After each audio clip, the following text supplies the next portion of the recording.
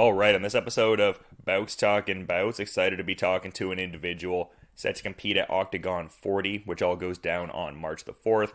A very intriguing welterweight fight set to go down. We have Glismann and Amiran Gogoladze getting out there, and happy to have Luis on the show for the first time. How's your day going there, man? Everything is good. I had a good workout this morning, and now I'm here at my job. So yeah, everything good. Yeah, I was gonna say, what do you do for work? Is it? I work at an institution for troubled kids in the age between 14 to 18 years old. So it's it's a place where they live, and I work as like a social worker. So I help them to get a better life and help them in their everyday life. I use a lot my training and my knowledge from my lifestyle to help these kids get a healthy lifestyle and a great future. That's awesome. That's extremely, gratifying. I figured you'd use the knowledge you had from just where you're at and the discipline to kind of help them. I would think that would be, very gratifying. Like, how satisfying is that for you to be able to, help people in that kind of way? It's awesome. It's awesome. I think it's the perfect combination for me as a job, and I think I can inspire them. They look very up to me, and they're very excited to see my next fight. Everybody's tuning in, and a lot of the kids are starting to train. I train with them every time I'm here. So, yeah, it's the perfect combination, and it's a job that makes sense. And it also makes my MMA career more valuable, and I have a greater purpose in fighting other people, because I think I can gain some knowledge that I can teach on to some kids who had a troubled start in their life. Yeah, you seem like a bit of a complicated guy in a sense, because I was seeing a hype video around you for this, and you were talking about how when you're in the cage you turn into a, quote, evil motherfucker. Like, what's going on there? Because it seems like you're a real nice guy in the daytime, but when you get into the cage, a switch flips, eh? Yeah, man. That's I think everybody has the potential to get the evil out of you. So you just have to be good at focus your energy in the right direction, and use your mentality to go to the next level. So yeah, when I step into the cage, it's there's no Mr. Nice Guy. It's I turn on and kill or be killed, different mentality. But it also makes I can put all the frustration you have as a human being. I put it in the training, and I get the relief of it, and which makes me in my daily life much more calm, loving, caring, self-confidence. So yeah, I actually needed to be this nice guy. Yeah, I love hearing all of that and the insight, but you were talking about leveling up before and everything. Like, how much does this upcoming tournament represent that to you? Like, you seem obviously justifiably excited about being in this 16-man welterweight tournament, and you seem excited about it being in a sold-out arena in Ostrava, Czech Republic. There, obviously, the big money component that you're chasing. You're fighting some of Europe's best 170 pounders and everything. Just all factors of this tournament. How much does this represent your idealistic next step up? It's perfect. It's like everything I could ask for, because it's a great. First of all, it's a great show. Just I think you could fight in a better stage. I think the Oktagon show is almost better than the UFC shows, because the fans there, they're very loyal, they're very into it, so this like sell out arenas. It's much more of an intense atmosphere. It's like hardcore fans. So just like in that perspective, it's like, I think it's one of the greatest show to participate in, and that just make me excited by itself. And then also this special tournament we're in, like it just it makes it so much more exciting, because it's just not like a normal fight. It's like some like Kumite old school tournament where the winner takes it all with a big prize money. So yeah, it's like being in some sort of movie. It's a childhood dream, and yeah, that's one of the biggest reasons to train like so hard as we do, because we're gonna train hard to make these dreams come true. And I think this tournament is about to get real, like a real dream come true. Yeah, because obviously you're very experienced in like the BJJ tournaments and collecting gold medals from that, but this seems like a first of its kind for you, at least in your MMA competitive journey. And I think you'd be excited coming back to this, just having been a little bit since you fought. I was noticing like it was like a bit over a year ago, actually, December of 2021. So I imagine you're quite excited to get back and get competing in general. Exactly. I knew with my win last year against Emil Meek that I wanted my next fight to be something special. So I've been out for a year, but I've been training hard, and I was kind of waiting for the right opportunity, and I got it now. So now it's time to shine. Yeah, and it would seem like you're, well served in a lot of ways. Like I was seeing in the last fight too, you got the submission of the night bonus, and it seems like those accolades follow you quite a bit. Like when you fought for Brave, I was seeing you got nominated for submission of the year. What are we thinking for this one? Are we thinking some sort of submission award distinction for this fight? I mean, I hope so. I always look for the submission. I'm a submission fighter, and that's always the goal, but you never know what happened in a fight. Maybe this is going to be I could also see this fight be like a 3-round tough war, like just smashing for 3 rounds, Styles makes fights, so you never know what actually is going to happen. And but one thing is for sure, it's gonna be a real tough fight and a great fight, because I think Gogoladze is. I think the winner of this fight is gonna gonna win the championship, like the whole tournament. I was a bit surprised they put us two against each other in the first round, because I think I was favorite with Gogoladze, in my opinion. So I see it as a final, actually, because I do think we are the two best in this tournament. So yeah, I think the winner of this fight is going to take big prize money.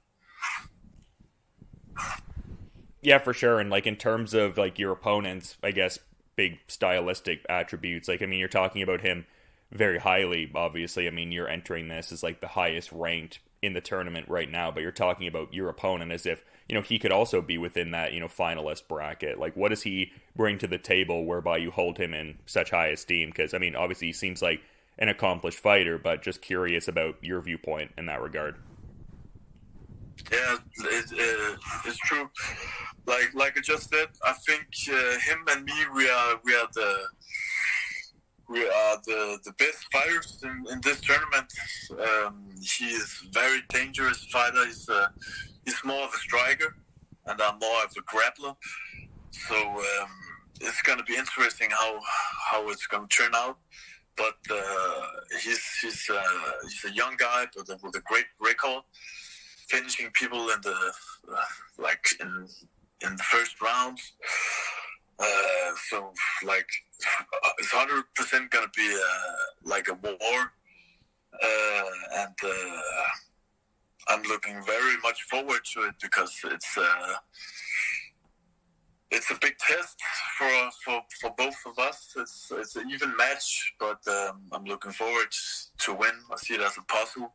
I need to fix, find the right strategy and the right mindset, and I'll go out as the winner of the competition. Yeah, for sure. And a bit earlier, you were talking about just like, excited to be a part of Oktagon and the growth of the company and things like that. And as we've been talking about, you've fought for some notable organizations like Brave, Aries, Cage Warriors as well. Like, how has the experience been with Oktagon, like just relative to, some of the other promotions you fought for? Can you kind of speak to, what they're doing within the European scene? 'Cause it seems like they're making waves. Yeah, like I think it's going to be the biggest MMA organization in Europe, especially with this tournament. Like with this prize money, it is the biggest prize money that has ever been in the European championships, and 100% they have the best events. They're very professional. I've been at an event coaching my teammate Joachim Christensen, where he fought in the O2 arena in Prague, and I mean that was a crazy experience. I think there was around 20,000 people in a sold out arena. I think it must be some of the greatest shows like to ever been in Europe. So I think I'm at the right place, and Oktagon is still fairly new organization, so there's much more to come from them. It's growing, and yeah, I'm really happy to be part of it. Yeah, and I was seeing one of the hype videos leading into this related to you that I was kind of referencing from the top, and it also seems like this is coming at a great time too, with like the compounded motivation you have with like having a daughter and really wanting to earn the big money for your family. I mean, you're individually motivated as an athlete, but can you speak to how much that's, I guess, additionally adding to your drive and what you're doing? Like my family situation. Yeah, I was seeing that you were talking about how your daughter really motivated you and just looking to really use this big money to help secure a future for the family. Like that seemed like the big motivation for you. I mean, it is a fantastic opportunity. It's a really big motivation. Like as the name of the competition, it is a true game changer. Like the one who wins the big prize money, like it's a game changer in their life. You can change your life completely with this big prize money. So yeah, I mean it makes all the tough training much more motivating. You just have to like wake up. You feel tired. You feel fucked up in your body. You have a lot of training sessions coming in, but then you think about the money, and like suddenly now you're hungry. Now you're hungry, man. Let's go train. So yeah, this prize money is that's definitely a great motivation.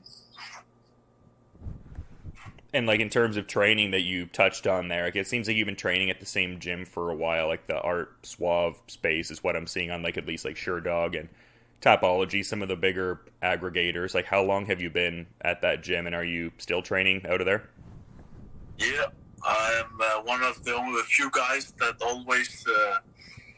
I've always been loyal to the club, to the gym I train in. Since the day I started with the Brazilian Jiu-Jitsu, I started in Art Suave, and I'm still at this gym. We are definitely the best MMA gym and Brazilian Jiu-Jitsu gym in Denmark, and maybe in one of the best in in the Nordic countries. So of course I'll stay here. It's like a family for me. The team members, the atmosphere, like we have a long history together. So it means a lot to me. We've brought in like Nicolas Dalby, who fights in the UFC. He trains usually in a different gym, but he has come into this fight camp to help me with the preparations. And also a guy called Jean Paul, who is a big talent from the United States. So yeah, we had some sparring partners leading up to the fight, but I'm still at the Art Suave. And what led you to kind of going through those doors initially? Like, I guess I'm curious as to like your origin story in martial arts. Like, did you like catch an MMA fight and it inspired you to go train? Like, what was the thing that like elicited that, I guess, reaction where you wanted to go to Art Suave and start to learn martial arts?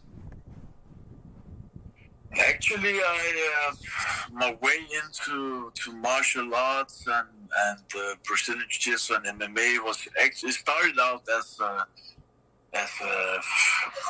come from a good family and everything, but I always had like as a kid a lot of energy in me, and I really wanted to test limits.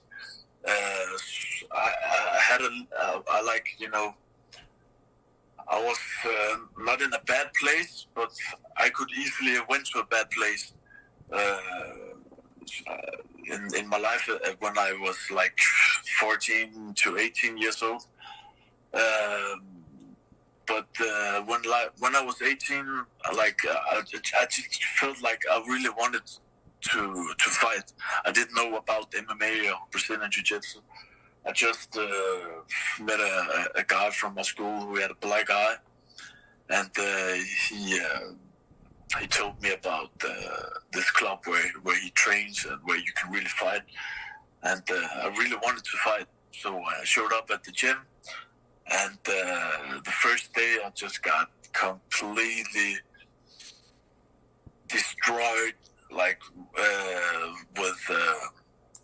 I went to a Brazilian Jiu-Jitsu class just by a coincidence, and I just got strangled like a lot of times with pure technique. And from that day on, I was just so fascinated about this martial arts. So I just got completely hooked to it, and I wanted, I got addicted to it, I wanted to just do this in my life. And really fast, I just trained 2 times a day. After 1.5 years, I lived 6 months in Brazil only to train Brazilian Jiu-Jitsu. And I've just been in love with this sport, and it's changed me as a person to have healthy values, teach me discipline. It teach me to grow your mindset through all these struggles you go through when you go out to compete. My best friends are the guys who I train with, so it's formed my life completely. And after a while, only competing in Brazilian Jiu-Jitsu, I really wanted to test my Jiu-Jitsu in a real fight. And I think MMA is the closest thing to a real fight. So my purpose to going into MMA was actually just to prove my Jiu-Jitsu skills, if it works in a real fight. And it did. I won my first fights in the amateur leagues fairly easy, and I found out I'm pretty good at this. So let's just keep going forward and see how far it goes. And now I'm here with a great record, and I still still have the same mindset about testing my jiu-jitsu in MMA, but just against the toughest opponents. So yeah, that's kind of a mindset to competing in MMA. Well, I love the depth of insight into all of that, Luis. And it's been really great getting to have you on the show and get into your journey a bit. But I understand you're on a tight schedule, just a lot leading into such a big fight and all. So I'm wondering if there's maybe anything you'd like to add as kind of like a final parting thought as we're wrapping up here. No, man. I gotta go back to my job. I'm actually at job now, so but I appreciate the interview. It was nice to talk to you, and yeah, yeah. I have nothing more from here. Well, I appreciate you making that time again, and should be a great fight at Oktagon 40, one I'm excited to watch. But until then, you have a good rest of your day, Luis. Sure, man. Thanks.